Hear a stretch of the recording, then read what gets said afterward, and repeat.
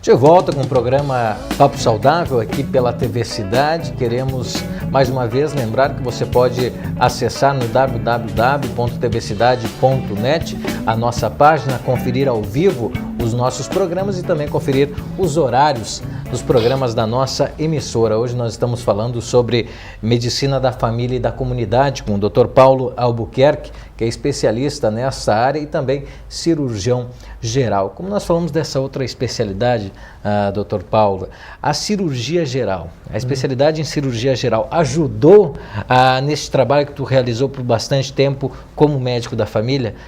O cirurgião geral, a especialidade em cirurgia geral ajudou nesse processo? Ajudou sim, Gustavo.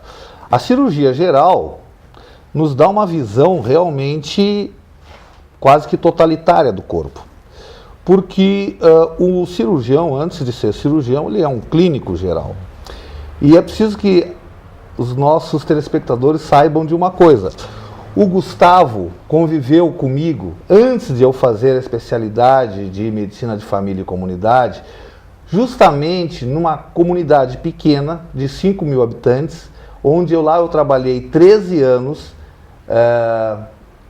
Vila Campina da Alegria, naquela época pertencia a Catanduvas, hoje pertence à Vargem Bonita. Lá existe uma fábrica de papel, Celulose Irani S.A. Mas o Gustavo foi meu vizinho, os pais deles moravam do lado da casa que eu morava. Eu conheci o Gustavo pequenininho e o Gustavo deve se lembrar como a gente fazia realmente lá uma medicina de comunidade, em que eu conhecia todo mundo, as pessoas me conheciam, as pessoas conviviam comigo, a gente jogava bola junto, né? E as pessoas sabiam principalmente que podiam contar com o seu médico em qualquer momento. Sabiam sempre onde ele estava, sabiam sempre o que ele estava fazendo. Não era alguém distante, alguém lá num pedestal de difícil acesso. E isso facilitava as confissões do consultório e a avaliação do paciente. Então, tu viveste esse momento, tu viveste essa realidade, e por isso tu pode imaginar melhor do que simplesmente alguém que vai a um consultório de um médico que não conhece e se sente muitas vezes vexado em falar certas coisas. Agora, doutor Paulo, tocou dessa questão, dessa experiência que nós tivemos, com certeza um momento muito bom vivido na Campina da Alegria. Muitas saudades. E essa questão justamente que se torna diferencial, porque quando eu estou doente, o que eu faço? Eu procuro um médico, mas o que se percebia é que muitas vezes o médico procurava o paciente, vendo que a mãe estava caminhando com o filho na rua, o filho estava diferente, com uma cor diferente, já se aproximava e dizia: olha, fulana, teu filho não está legal, acho que é bom tu dar uma passada no consultório. E esse é o diferencial maior, né? Essa é a grande relação. Isso, na verdade, chama-se prevenção. É atuar antes que as coisas eclodam, né? Isso me lembra a medicina chinesa. Na China antiga, olha só que coisa interessante.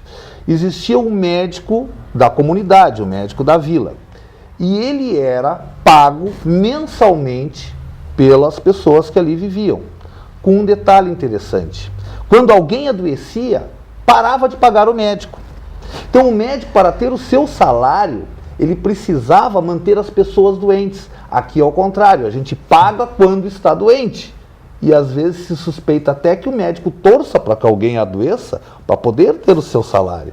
Então aquela história de dar um remédio que vai dar algum problema para depois voltar e eu dar outro remédio. Tá? Chama fidelizar o paciente. E na China antiga era o contrário, o médico tinha que tomar medidas e atitudes para que as pessoas não adoecessem, pois quanto mais pessoas adoecessem, menos salário ele iria receber. Eu acho que essa filosofia é muito interessante. Isso chama-se prevenção. E a questão da interdisciplinaridade dentro da medicina da família, ela também é importante, ela também existe? Existe. Justamente a residência ou a especialização em medicina de família, entre várias outras coisas que a gente estuda, é principalmente se aprofundar, fazer uma pequena especialização em cada uma das doenças que são mais prevalentes, mais comuns no consultório médico, para que o médico de família possa, com maior autoridade, com um clínico geral, tratar dessas especialidades. E saber, principalmente, reconhecer os seus limites. E, reconhecendo esses limites, saber que quando uma doença ou quando um paciente exige uma especialidade, ele possa conduzir, ele possa gerenciar. Então, muitas vezes encaminha para uma especialidade, mas pede, por favor, depois tu volte aqui e me diga, ou me faça um relatório, ou me traga um relatório desse especialista sobre o que ele achou de você, para que o médico de família continue gerenciando, encaminhando para esta ou para aquela especialidade. Porque nós sabemos que existem patologias que ou são terras de ninguém, isto é difícil saber qual especialidade vai abranger aquela patologia, ou, às vezes, podem ser tratadas por 2 ou 3 especialistas de especialidades diferentes. Então, o médico de família tem que gerenciar, ele tem que saber o que está, mesmo quando o paciente vai ao especialista, ele tem que saber o que está acontecendo.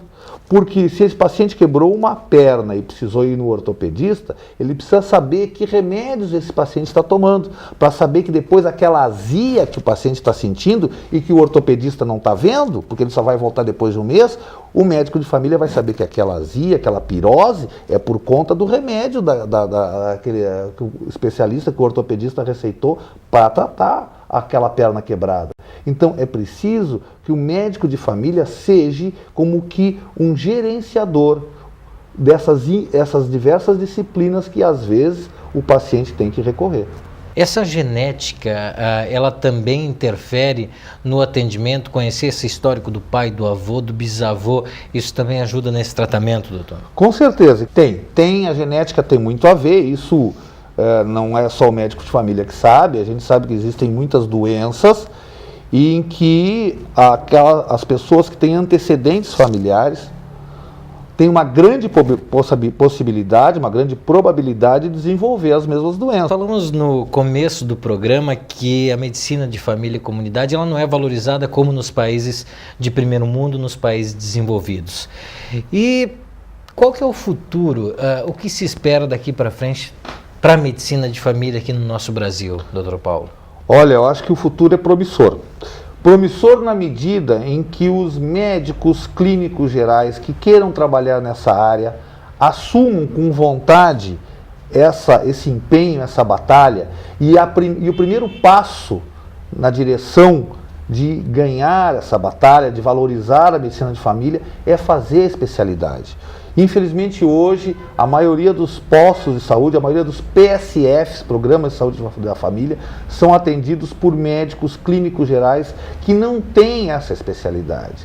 Na medida em que nós aprimorarmos esse atendimento, isso é condição sine qua non para que essa especialidade seja valorizada.